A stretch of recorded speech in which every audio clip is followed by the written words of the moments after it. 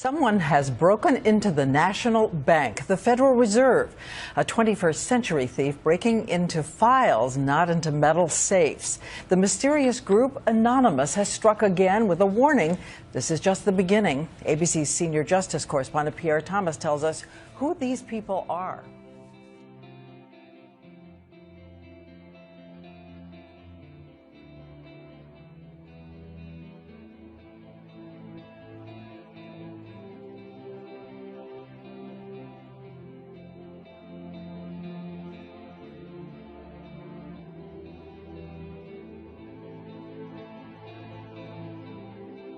Secretive organization known as Anonymous, a loose-knit group of computer hackers who came to the defense of WikiLeaks and got the attention of law enforcement in the process.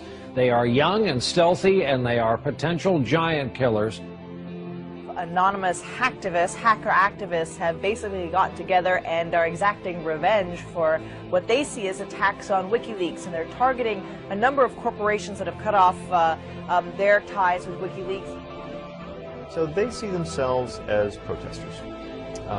Essentially that the government can't prevent you or I from talking openly. They interpret it much more broadly. They believe that everybody has an inalienable right to say whatever they want on any forum whatsoever. Now today, this group of computer hackers are apparently threatening cyber war over this WikiLeaks case. What do you know about that?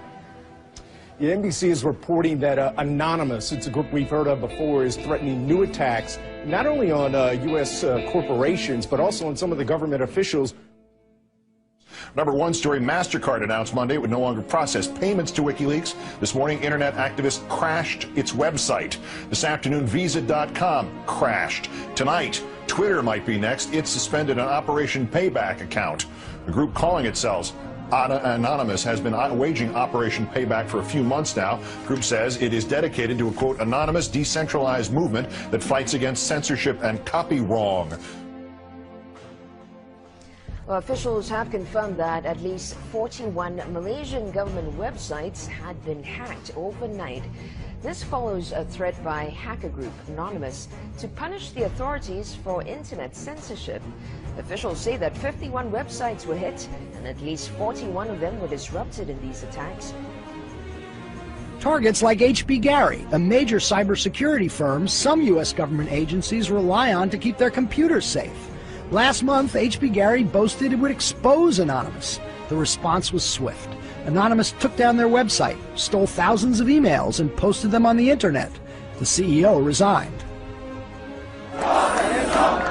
Anonymous is credited with bringing down government websites in Tunisia, Egypt, and Libya. And now it's made new threats against companies and government officials complicit in what it views as the mistreatment of Bradley Manning, the Army private accused of leaking to WikiLeaks. Anonymous is powerful enough that it's certainly struck fear into the hearts of some of the biggest technology companies, the biggest companies in the whole world. Our own Justice Department doesn't take any action against these guys. It's been 3 years since the debacle in Wall Street that caused our economic collapse. And where's Washington? Where's Washington? They haven't done a damn thing. But look, what you're looking at here, in combination of all these things, is a new model on how to fight back. You have to take action into your hands. Direct, peaceful resistance.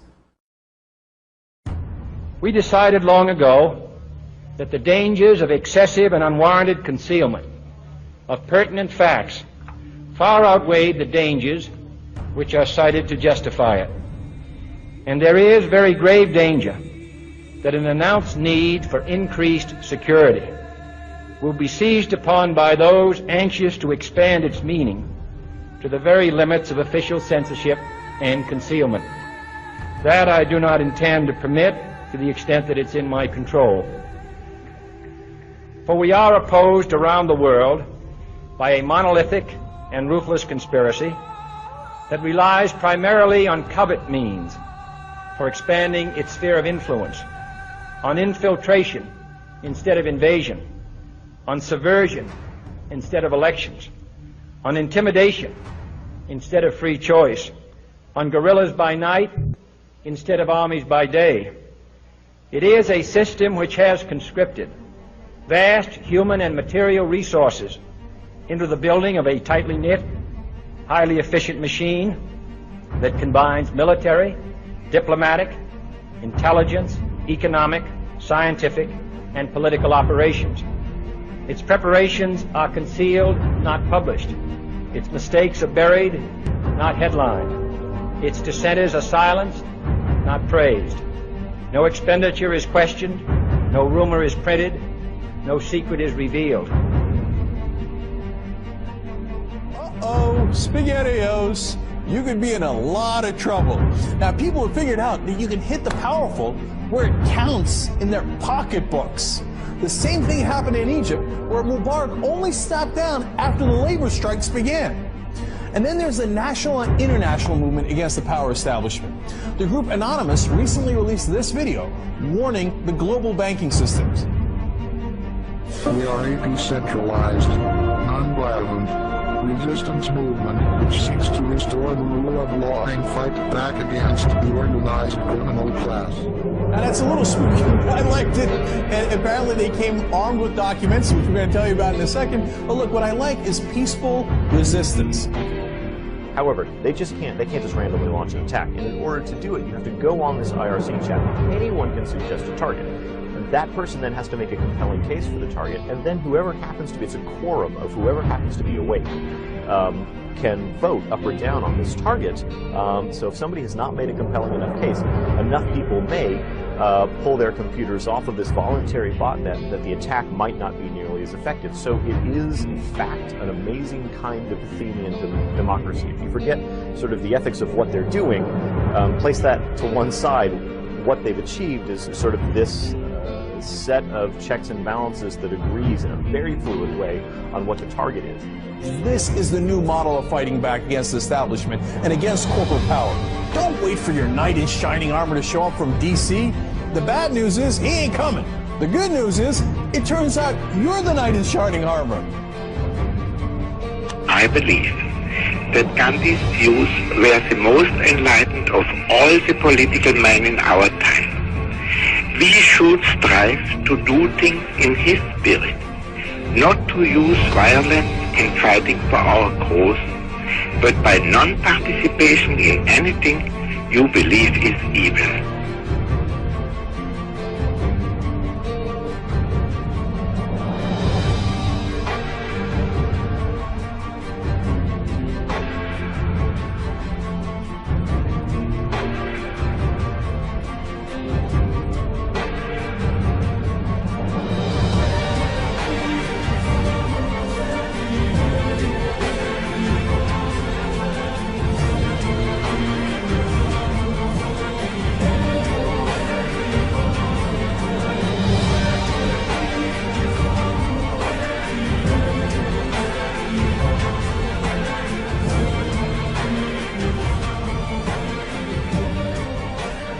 What's next? What's next is all they can do is shut down the internet itself. And we see how that went for them in Egypt. And we, the people, know that when the government shuts down the internet, that's when it's time to shut down the government. We are Anonymous. We are Legion. We do not forgive. We do not forget. Expect us. And now, you can expect